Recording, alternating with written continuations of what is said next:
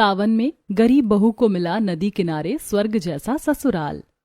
दीदी, ये सावन का झूला तो बिना सजाए ही इतना प्यारा लग रहा है। अरे अभी तो इस पर ये सारे फूल बेल सब लगेंगे, फिर देखना कितना सुंदर लगेगा। क्यों माँ जी, पता है आसपास की कई सारी औरतें सावन में हमारे झूले पर आकर झूलती हैं। सभी को हमारा झूला बहुत पसंद है। अरे होगा भी क्यों नहीं, इतना बढ़िया सजाते हैं हर साल हम सावन का झूला।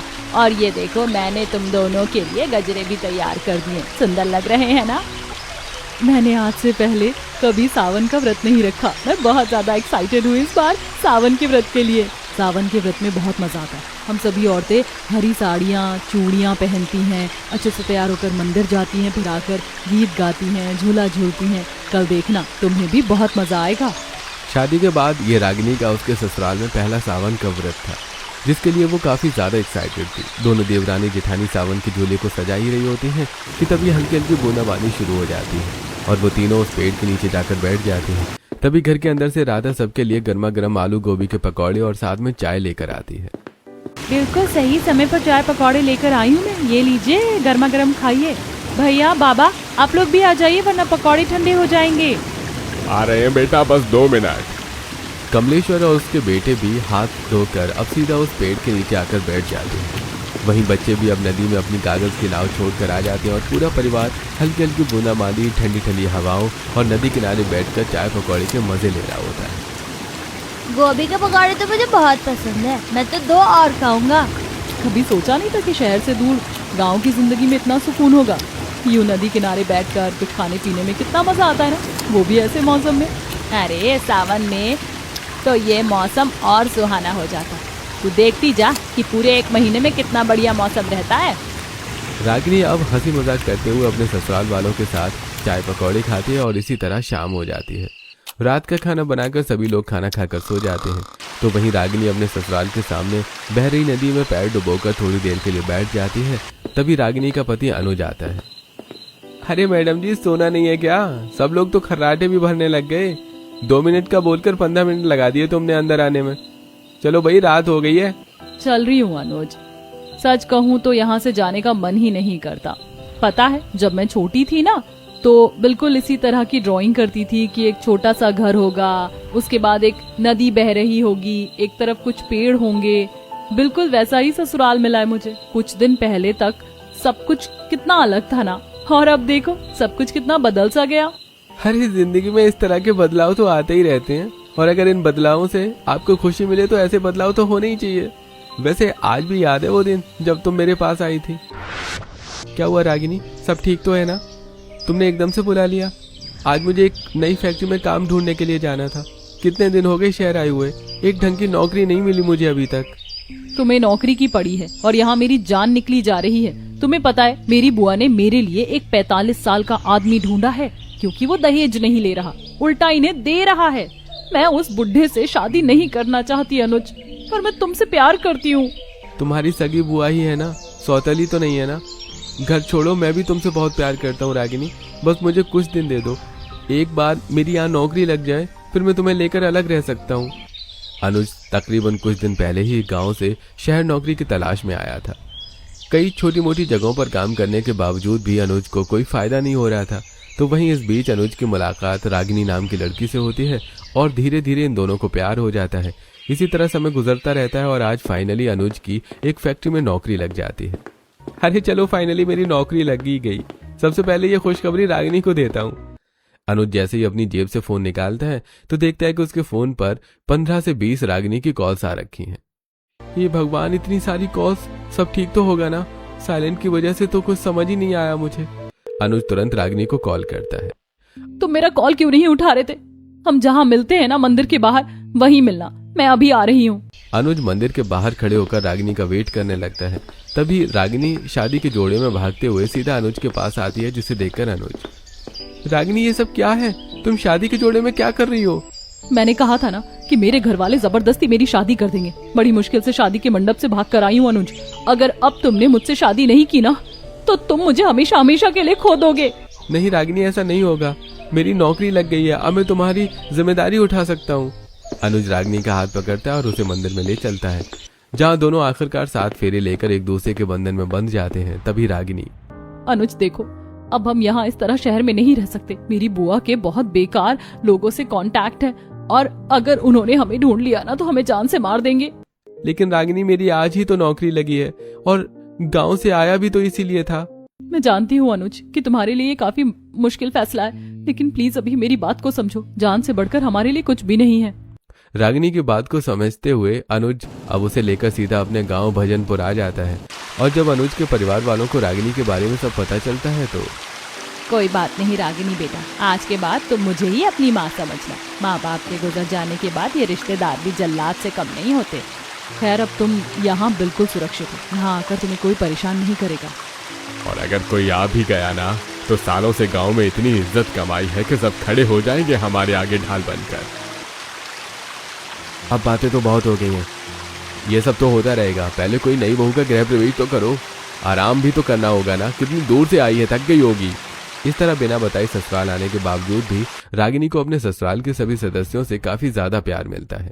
इस समय को याद करते हुए दोनों पति पत्नी काफी देर तक नदी किनारे बैठते हैं और इसी तरह रात गुजर जाती है।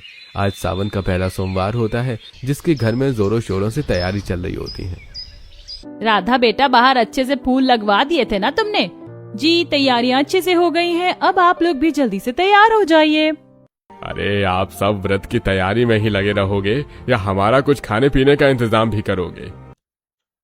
हाँ यार, बहुत जोरों की भूख लग रही है और आज तो खेत से सब्जियां लेकर मंडी भी जाना है। हे भगवान, कितना खाते हैं आप। थोड़ी देर पहले तो चाय पी थी आप लोगों ने। बैठिए, सबसे पहले आप लोगों का ही नाश्ता तैयार करती हूँ। इधर नीलम घर में सभी का नाश्ता तैयार कर रही होती है तो उधर कमरे के अंदर रागिनी अपने पहले सावन के व्रत के लिए तैयार हो रही होती है। मैंने सोचा नहीं था कि मैं इस साड़ी में इतनी सुंदर लगूंगी। अरे तुम तो हर चीज में प्यारी लगती हो, अब बस बालों में ये गजरे लगने बाकी रह गए हैं।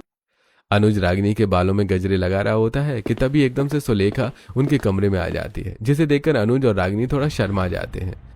अरे अरे शर्माओ मत, मेरी गलती थी जो मैं बिना दरवाजा खटखटाए आ गई। मैं तो बस ये बोलने के लिए आई थी कि बहू अगर तैयार हो गई हो तो चलो, मंदिर भी जाना है। रागिनी अब जल्दी से थोड़ा बहुत मेकअप करके बाहर आ जाती है और अब सुलेखा अपनी दोनों बहुओं, बेटे और पोता पोती को लेकर पास के ही मंदिर में जाकर भगवान भोलेनाथ की पूजा करके उन पर दूध चढ़ाती हैं। पूजा के बाद आसपास की औरतें और कुछ पड़ोसी नदी किनारे पेड़ पर लगे सावन के झूले पर झूल रही होती हैं। भाभी पता है, जब छोटी थी ना तब झूला झूली थी। इतने सालों के बाद ये सावन का झूला झूल कर तो मजा आ गया, बचपन की यादें ताजा हो गई। अब समझी कि ये सावन का झूला क्यों लगता है। इसीलिए मुझे सावन का महीना बहुत पसंद है। ऐसा लगता है बड़ों से सीधा बच्चे बन जाते हैं। काफी देर तक सावन का झूला झूलने के बाद अब वो सभी अपने अपने घर आ जाते हैं और अब इसी तरह धीरे धीरे शाम होने को आती है। एक काम करती हूँ, खाने में खीर पूरी और सब्जी बना लेती हूँ, फिर मंदिर भी तो जाना है। रागिनी अकेले ही चूल्हे पर रात के खाने की तैयारी करने लगती है। तभी सुलेखा रसोई के पास आती है और रागिनी को देखकर, अरे बहू, तुम अकेले खाने की क्यों तैयारी कर रही हो? और वैसे भी ये तुम्हारा पहला सोमवार का व्रत है, तुम ज्यादा काम मत करो। मुझे और नीलम बहू को तो आदत है व्रत में काम करने की। मुझे अच्छा थोड़ी ना लगता है, और आप लोग भी तो थके हुए, इसीलिए मैंने किसी को परेशान नहीं किया। इतना ही है तो मैं मदद करवा देती हूँ, लेकिन सब कुछ अकेले करने की कोई जरूरत नहीं है। सुलेखा नीलम को आवाज देती है और अब तीनों सास बहू रात के खाने की मिलकर तैयारी करने लगती हैं। तभी बाहर से मंडी में सब्जियां बेचकर उन लोगों के पति भी घर आ जाते हैं। आ गए आप लोग, चलिए हाथ मुंह धो लीजिए, मैं तब तक चाय बना देती हूँ। अरे ये क्या, आज तुम लोगों का व्रत है और खाना बना रही हो? लो, हम भी तुम्हारी थोड़ी मदद करवा देते हैं। अच्छा जी, आज आप हमारी मदद करवाएंगे? लगता है आज सूरज कहीं और से उगा है। घर के मर्दों को भी अपने साथियों खाना बनाने में मदद करवाते देखकर रागिनी काफी ज्यादा खुश होती है। अब थोड़ी देर में वो सभी फिर से मंदिर जाकर पूजा करते हैं और घर आकर व्रत खोलते हैं, जहाँ सभी पति अपने पत्नियों को अपने हाथों से नदी किनारे बैठकर खाना खिलाते हैं। लगता है इस बार आपको कुछ ज्यादा ही प्यार आ रहा है मुझ पर। लगता है देवर जी की परछाई पड़ गई है आप पर। चलो सही है, थोड़ा तो प्यार आया मुझ पर। हाँ, वैसे तो मैं तुम्हें प्यार करता ही नहीं। अगर आज तुम्हारा व्रत ना होता ना तो तुम्हें बताता। परिवार क्या होता है, परिवार वालों का साथ और प्यार, ये सब कैसा होता है। अनुज, मुझे ये सब यहाँ आकर ही पता चला। थैंक यू सो मच, तुमने मुझे इतना अच्छा परिवार दिया। अरे तुम भी तो इतनी अच्छी हो। इसके बाद रागिनी मुस्कुरा देती है और अब इसी तरह दिन गुजरने लगते हैं। आज तकरीबन 3 से 4 घंटे बीत चुके थे, लेकिन फिर भी बारिश रुकने का नाम नहीं ले रही थी। लगातार तेज बारिश की वजह से इस गरीब परिवार की छत भी कुछ जगहों से टपकनी शुरू हो गई थी। हम लोग बाहर खेलने कब जाएंगे? कितनी देर से बारिश हो रही है। बेटा हम तो खुद परेशान हैं बारिश से, ऊपर से छत भी कितनी ज्यादा टपक रही है। लगातार तेज बारिश की वजह से छत टपकने के साथ साथ दोनों देवरानी जिठानी ने मिलकर आंगन में जो पेड़ पर झूला बनाया था अब वो भी टूटकर गिर चुका था। कुछ देर बाद जब बारिश रुकती है और पूरा परिवार घर में जमा पानी बाहर निकालता है तो वहीं जब वो उस टूटे झूले को देखते हैं तो हमने कितने मन से झूला बनाया था, सारा खराब हो गया और टूट भी गया। अब दोबारा से फिर इतनी मेहनत करनी पड़ेगी। क्या करे भाभी, जब जब तेज बारिश होती है तो ऐसा ही हाल हो जाता है। पिछले साल भी तो झूला टूट गया था। आज पूरा परिवार काफी ज्यादा उदास होता है। तभी उनकी उदासी को बढ़ावा देने के लिए सुलेखा की जेठानी वंदना, जो पैसों के मामले में काफी अमीर थी, उनके घर जाकर उनकी बेइज्जती करने का एक भी मौका नहीं छोड़ती। पता चला कि तुम्हारा सावन का झूला टूट गया। खैर अब नदी किनारे बांधोगी तो टूटेगा ही ना। अगर हमारे जैसे बड़ा घर होता तो आंगन में ही बांध लेती। और ये क्या, तुम्हारी तो छत की भी बुरी हालत हो रखी है। लगता है पिछले जन्म में कोई बुरे कर्म ही किए होंगे जो इस जन्म में ऐसे फल भुगतने पड़ रहे हैं। वंदना की बात सुनकर सभी को बहुत गुस्सा आता है, लेकिन कोई कुछ नहीं कहता। तो वहीं जैसे ही वंदना घर से निकलती है, इसलिए रागिनी मुझे ये अमीर लोग बिल्कुल पसंद नहीं है। तुम्हें नहीं पता कि इनमें अपने पैसों का कितना दिखावा होता है।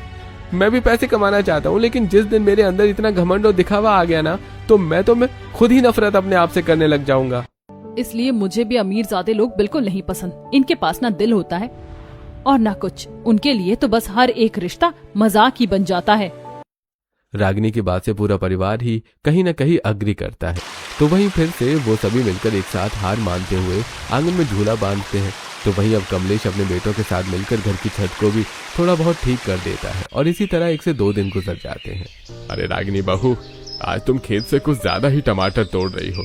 कुछ खास बनाने वाली हो क्या? पापा जी सोच रही थी कि आज खाने में टमाटर की चटनी बना लूं और साथ ही टमाटर का सूप। दोनों बच्चे कब से कह रहे थे। अरे बहू, तुम्हें सूप भी बनाना आता है? ये तो काफी बढ़िया है। जरा हमारे लिए भी बना देना। रागिनी ऐसे टमाटर और थोड़ी बहुत सब्जियां तोड़कर सीधा घर आती है और चूल्हे पर सबके लिए खाने की तैयारी करने लगती है। तभी एकदम से चूल्हे की आग से रागिनी का हाथ जल जाता है और उसके चिल्लाने की आवाज सुनकर सभी लोग भागे भागे रसोई की तरफ आते हैं। हे भगवान, बहू तूने ये हाथ कैसे जला लिया? आह माँ जी, वो मैं चूल्हे पर खाना बना रही थी, एकदम से पता नहीं चूल्हे की आग कैसे बढ़ गई और मेरा हाथ जल गया। पागल लड़की, अभी तुम्हें ठीक से चूल्हे पर खाना बनाने की आदत नहीं है तो क्यों अकेले बना रही थी? मुझे बुला लेती, मैं तो अंदर बैठे बैठे बच्चों को ही पढ़ा रही थी। तुम भी ना सच में हद करती हो। सभी लोग रागिनी के जले हाथ को देखकर काफी परेशान होते हैं। तो वहीं अब नेहा जल्दी से रागिनी के हाथों पर मलहम लगाती है, जिसे देखकर कहीं न कहीं रागिनी को मन ही मन काफी अच्छा लगता है। इस तरह खुद से शादी करने के बावजूद भी रागिनी को उसके ससुराल वालों से काफी ज्यादा प्यार मिल रहा था और कहीं न कहीं इस गरीबी में भी रागिनी का एक छोटा सा ससुराल उसके लिए किसी स्वर्ग से कम नहीं था। तुम यहाँ बैठकर कपड़े धो रही हो और मैं तुम्हें अंदर ढूंढ रहा था। चलो अब जल्दी से तैयार हो जाओ, आज मेला घूमने के लिए भी तो जाना है। हाँ, बस ये 4 कपड़े रह गए, इन्हें धोकर चलती हूँ। नीलम नदी के किनारे बैठकर कपड़े धो रही होती है कि तभी उसके पास रागिनी और अनुज आते हैं। भाभी, हम लोग मेला जा रहे थे, 1-2 घंटे में वापस आ जाएंगे। बच्चों को भी ले जाएं? तुम लोग भी मेला जा रहे थे? हमारा भी प्लान था मेला जाने का। अच्छा, लेकिन माँ जी को इस तरह अकेले छोड़कर हम लोग जाएंगे कैसे? राधा अभी अपनी सहेली के घर गई है और माँ जी की भी तबीयत ठीक नहीं है। एक काम करो, तुम दोनों चले जाओ, हम लोग अगली बार चले जाएंगे। अरे नहीं भाभी, आपका और भैया का प्लान पहले बना था, आप लोग जाइए। अच्छा, अब तुम मुझे ऑर्डर दोगी? मैं तुम्हारी जेठानी हूँ या तुम मेरी? चलो अब जाओ, और हाँ, इन्हें भी ले जाओ और ज्यादा कुछ बाहर का मत खिलाना, वरना फिर दोनों पेट पकड़ कर बैठ जाएंगे। रागिनी, अनुज और बच्चे सब मिलकर अब मेला जाते हैं, जहाँ वो लोग काफी सारे झूला झूलते हैं और तरह तरह की चटपटी और मीठी चीजें खाते हैं।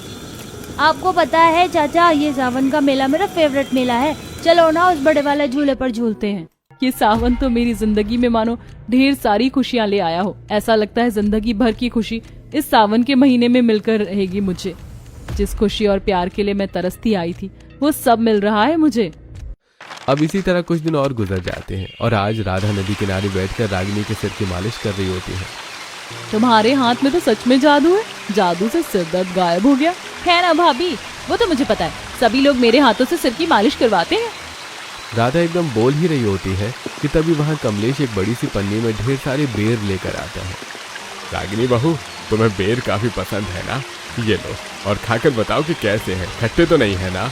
रागिनी के ससुराल वाले उसकी छोटी छोटी खुशियां और पसंदीदा चीज़ों का काफ़ी ख्याल रखते थे। वहीं आए दिन ससुराल वालों के साथ आसपास घूमना, नदी में नहाना, मछली पकड़ना और कभी कभी तो नदी के किनारे बैठकर खाना बनाकर खाते हुए सबसे पुरानी कहानियां सुनना, ये सब रागिनी की जिंदगी का हिस्सा बन चुका था। ऐसे कुछ समय और गुजरता है और आज फिर से सावन का एक और सोमवार आता है।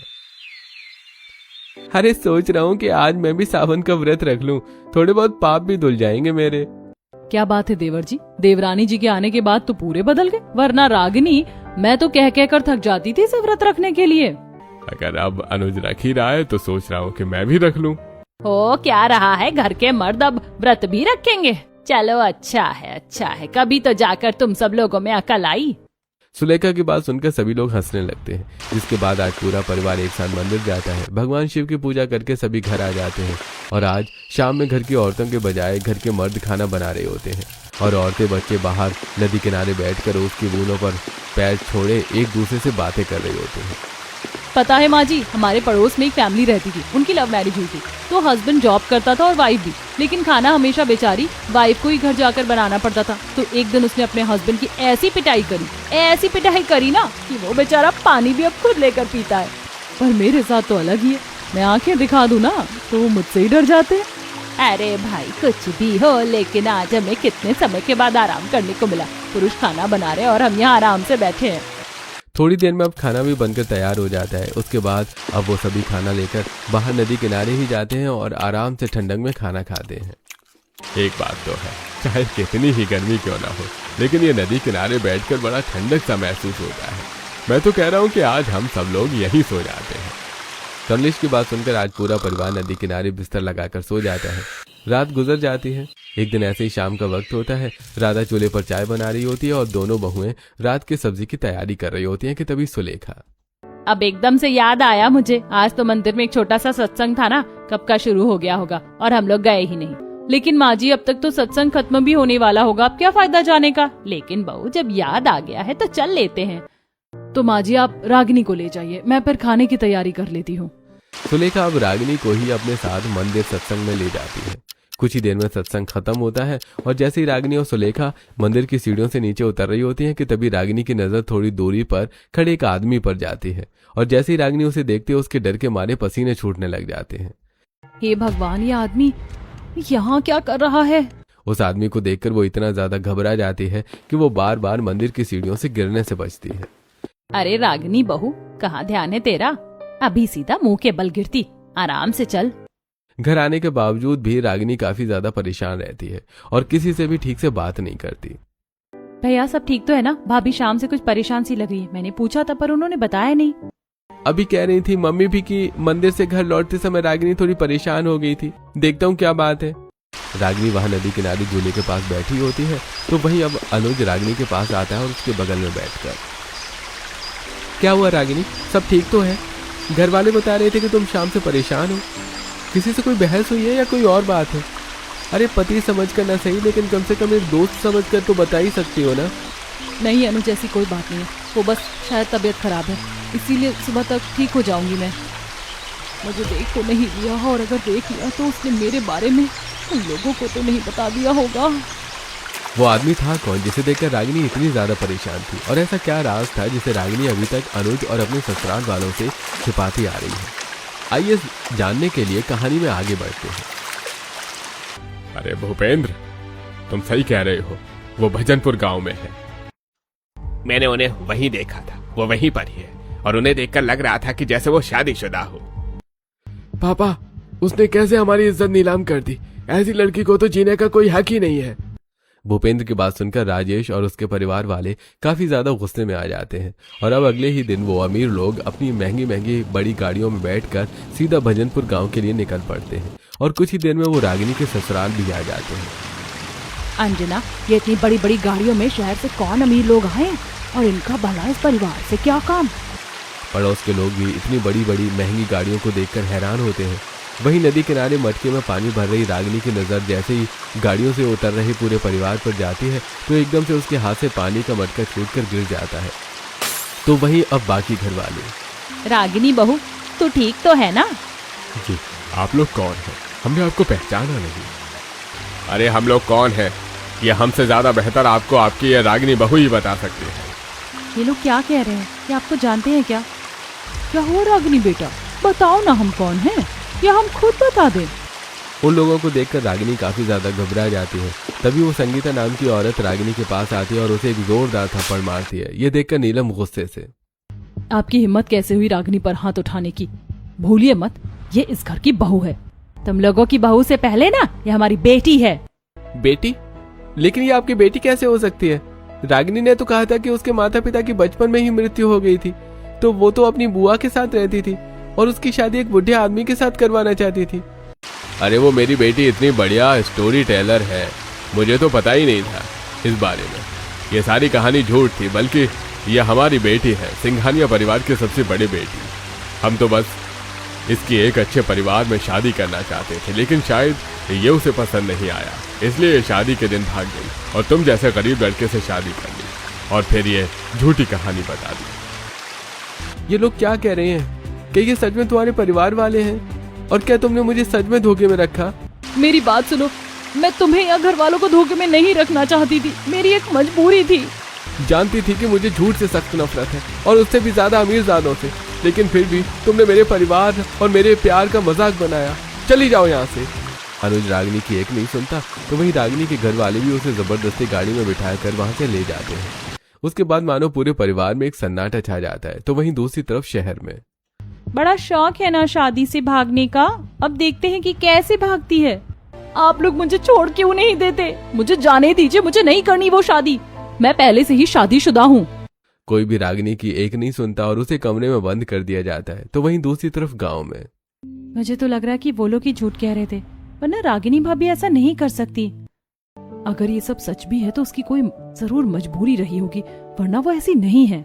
आप लोग प्लीज चुप हो जाइए, अब मैं दोबारा रागिनी का नाम नहीं सुनना चाहता। भगवान के लिए बख्श दीजिए मुझे, प्लीज मुझे अभी के लिए अकेला छोड़ दीजिए। यहाँ अनुज काफी ज्यादा परेशान होता है कि तभी वहाँ एक बड़ी सी गाड़ी में पायल नाम की लड़की आती है और सीधे उनके घर आती है। ये रागिनी का ही ससुराल है ना? रागिनी कहाँ है? वो ठीक तो है? आप यहाँ क्यों आई हैं? रागिनी तो अपने घर चली गई, उसके माँ बाप आए थे उसे लेने के लिए। वैसे भी उस धोखेबाज से तो मेरा कोई रिश्ता नहीं है। उसके माँ बाप उसे ले गए? ओह शिट, इसका मतलब मैं आने में लेट हो गई। आप लोगों ने ये क्या किया? वो धोखेबाज नहीं है, उसे क्यों भेज दिया उसके माँ बाप के घर? उनसे तो बचकर आई थी वो। रागिनी अपने माँ बाप से क्यों बच रही थी? आखिरकार क्या बात है? बताओ हमें, सारी कहानी हमें जाननी है, सारी बातें। रागिनी का परिवार शहर के सबसे अमीर रईस परिवारों में गिना जाता था, पर वो कभी अपने परिवार के साथ खुश नहीं थी। रात के 9 बजने वाले, तुझे घर नहीं जाना क्या? बहुत लेट हो गया। क्या करूं वहाँ घर जाकर? वहाँ चांदी सोने की दीवारों के अलावा और कुछ नहीं है। अपनापन तो कभी दिखाई नहीं दिया परिवार में। तो इस तरह उदास मत हुआ कर, मुझे बिल्कुल अच्छा नहीं लगता। क्या हुआ अगर तेरा मायका ऐसा है तो? देखना कल को जो तेरा ससुराल होगा ना, वो बहुत अच्छा होगा। वहाँ तुझे प्यार की कोई कमी महसूस नहीं होगी। वो परिवार काफी ज्यादा अमीर था, लेकिन उसके बावजूद भी रागिनी को कभी अपने परिवार में जरा भी प्यार महसूस नहीं हुआ था। इसीलिए मैं घर नहीं जाना चाहती थी। माँ को देखो कैसे पार्टी में लगी हुई है, पापा को तो कोई होश ही नहीं है, और मेरे बहन भाई भी अपनी लाइफ में खोए हुए हैं। एक मैं ही हूँ जो हमेशा उदास रहती हूँ। रागिनी अब परिवार का प्यार न मिल पाने के कारण काफी दुखी रहती थी। ऐसे ही एक दिन रागिनी जब अपना मन शांत करने के लिए मंदिर जाती है, तो वहाँ वो अनुज को पहली बार देखती है, जो एक बूढ़ी औरत की मदद कर रहा होता है। देखा अम्मा हम कितने आसानी से ऊपर आ गए। अब आप भगवान के दर्शन कर लीजिए, फिर मैं आपको ले जाकर नीचे छोड़ दूंगा। भगवान करे बेटा तेरे पास बहुत धन दौलत हो, तू बहुत बड़ा आदमी बने। अम्मा बस ज्यादा अमीर तो नहीं बनना, ये अमीर लोग बहुत खराब होते हैं, आपको नहीं पता। उसकी बातों से साफ साफ पता चल रहा था कि उसे अमीर लोग कुछ खास पसंद नहीं है।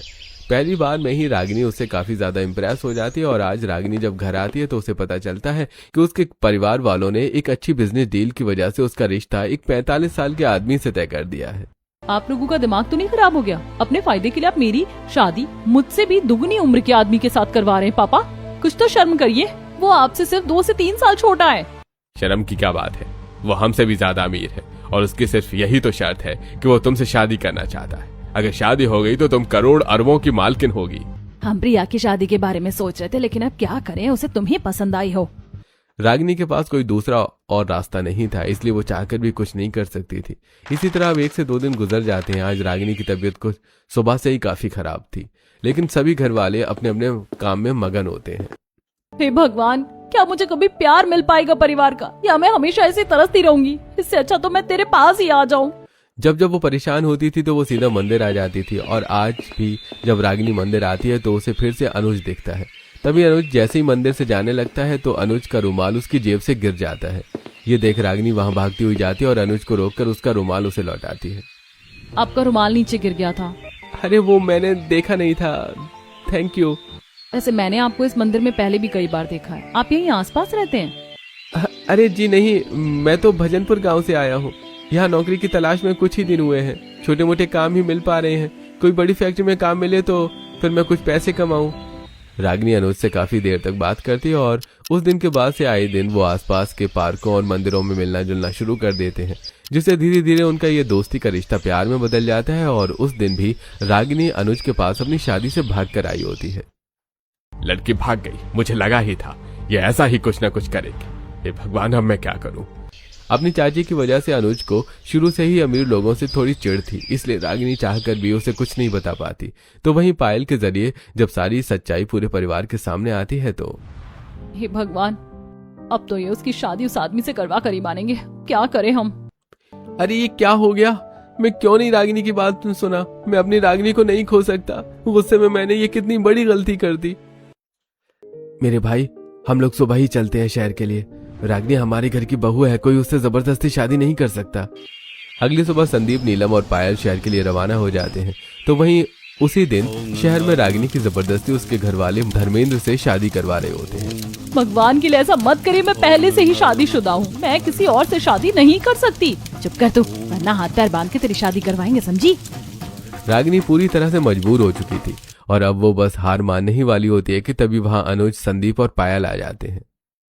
खबरदार, जो मेरी रागिनी को किसी ने हाथ भी लगाया तो हाथ तोड़ दूंगा सबके। अनुज, मेरी बहन का आशिक आ गया। अब अगर अपनी जान प्यारी है ना तो यहाँ से चला जा, वरना हमसे बुरा कोई नहीं होगा। पुलिस भी हमारा कुछ नहीं उखाड़ सकती।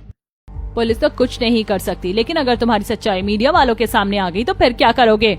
इससे पहले वो लोग कुछ समझ पाते कि तभी पायल सामने ही रखे एक फ्लावर पॉट से छिपा हुआ स्पाई कैमरा निकालती है और उन सबको दिखाते हुए, ये स्पाई कैमरा है जो मैंने घर के नौकर के हाथ से कुछ पैसे देकर यहाँ लगवाया था। इसमें आप लोगों की सारी करतूत रिकॉर्ड हो गई है कि कैसे सिर्फ कुछ पैसों के चलते सिंघानिया परिवार अपनी बेटी की शादी दुगनी उम्र के आदमी के साथ कर रहा है। और अगर ये न्यूज गलती से भी बाहर आ गई तो आपके तो सारे बिजनेस कॉन्ट्रैक्ट्स ही खत्म हो जाएंगे। देखते ही देखते आप तो रोड पर आ जाएंगे। ऐसा मत करो, मुझे अमीर से फकीर चंद नहीं बनना। इस एक लड़की के चक्कर में मैं अपनी इज्जत थोड़ी न दांव पर लगाऊंगा। अरे पायल बेटा, रुक जाओ। तुम तो हमारी बेटी जैसी हो ना, तुम्हें रागिनी चाहिए ना, ले जाओ उसे, लेकिन इस वीडियो को वायरल मत करना। निकल गई ना सारी हेकड़ी। पायल रागिनी के पास आती है और उसके गले लग जाती है। उसके बाद वो लोग वहां से चले जाते हैं, लेकिन पायल का प्लान अभी खत्म नहीं हुआ था। रागिनी को वहां से निकालने के बाद पायल उस वीडियो को सोशल मीडिया को दे देती है, जिससे देखते ही देखते राजेश के परिवार की इज्जत मिट्टी में मिल जाती है। ठीक नहीं किया, मैं इसे कभी माफ नहीं करूंगा। बेटी भी गई, करोड़ों रुपए भी गए, और जो इज्जत बची थी वो भी चली गई। पायल ने राजेश और उसके परिवार को काफी अच्छा सबक सिखाया था। तो वहीं गांव आकर रागिनी काफी ज्यादा खुश और भावुक होती है। जब वो लोग तुझे ले गए तो मैं तो सोचने लगी कि मैं तुझे कभी दोबारा नहीं देख पाऊंगी। आखिर मेरी बच्ची वापस आ गई। मैं तुझे बता नहीं सकती मैं कितनी खुश हूँ। आप लोग मुझे माफ कर दीजिए। मैं आपको शुरू में ही बता देना चाहती थी, लेकिन डर था कि कहीं मेरी सच्चाई सामने आने पर आप लोगों का जो ये प्यार है मैं इसे खो ना बैठूं। तुम हमारे घर का वो अनमोल हीरा हो जिसे हम चाहकर भी कभी खो नहीं सकते। बहू, जो हुआ उसे भूल जाओ। अब से हम ही तुम्हारा मायका है और हम ही तुम्हारा ससुराल। ससुराल वालों की बातें सुनकर रागिनी काफी ज्यादा खुश होती है। उसके बाद अब ऐसे ही 1 से 2 दिन गुजरते हैं और आज आखिरकार सावन का आखिरी सोमवार होता है, जिस दिन अनुज खुद अपने हाथों से रागिनी के हाथों में मेहंदी लगवाता है और उसके साथ मंदिर जाकर शाम के वक्त नदी किनारे उसे खुद झूला झुलाता है। और आखिरकार अमीरी में तो नहीं, लेकिन गरीबी में आकर ही सही, पर रागिनी को उसका स्वर्ग जैसा परिवार मिल चुका था।